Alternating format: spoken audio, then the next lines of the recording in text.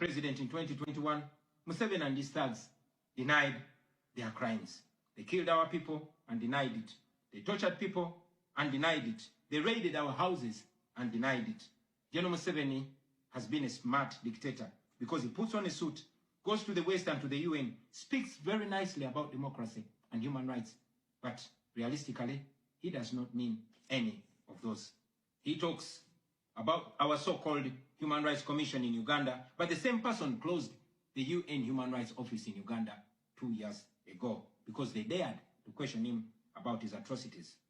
Now that is how he has been able to maintain a facade of democracy for 40 years and counting. But now Museveni is 83 years old, and his 51-year-old son, Muhoozi Kainerugaba, commands our military, the Uganda People's Defense Forces, more like Uganda's defense against his own people. And he's effectively in charge. Unlike his father, Muhoozi does not play the role of a good dictator. He openly and shamelessly says despicable things on social media. On Twitter, he openly confesses and brags about committing atrocities against the people of Uganda. When he was summoned by Parliament, he called Parliament a house of clowns and fools, and he threatened to arrest all of them. He describes judges of the Supreme Court of Uganda as clowns in wigs, and he has threatened to crush all journalists that dare to criticize his actions. In April last year, he abducted, detained, and tortured my close friend and bodyguard called Eddie Sebufu, also known as Eddie Mutwe. He later on posted on Twitter naked pictures of Eddie, boasting that Eddie Mutwe was in his basement learning Museveni's mother tongue, Unyankole. Last month, he bragged about killing 22 of my friends, and he said that he's praying that I am the 23rd person for him to kill.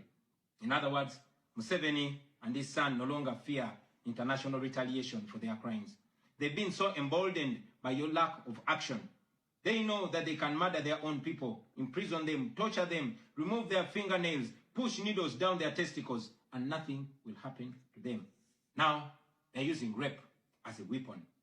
Boys and girls, men and women, people of all ages have reported being sexually assaulted by Muhoozi's military. And it's not rare.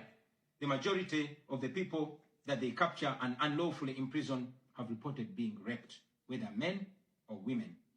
It is no longer possible, ladies and gentlemen, for the international community to deny Museveni's violence and atrocities. It's all over social media. And today, I am talking about it to you. Now, this is our call to action. The way I see it, if the international community continues to be complacent, then Uganda will go from bad to worse. Museveni and his son's military will massacre many more innocent Ugandans.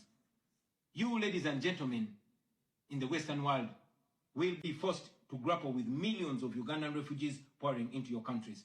And maybe then, the international community will come and commiserate with the people of Uganda, just like they did after the genocide in Rwanda, but it was too late. The second option is that the international community rises to the occasion. You stand by the values that you profess, democracy and human rights. You can rein in on General Museveni and his son through targeted sanctions as well as financial and legal pressures. Ladies and gentlemen, Ugandans are not seeking for pity. Ugandans are only seeking to see the world take action against the individuals that have violated their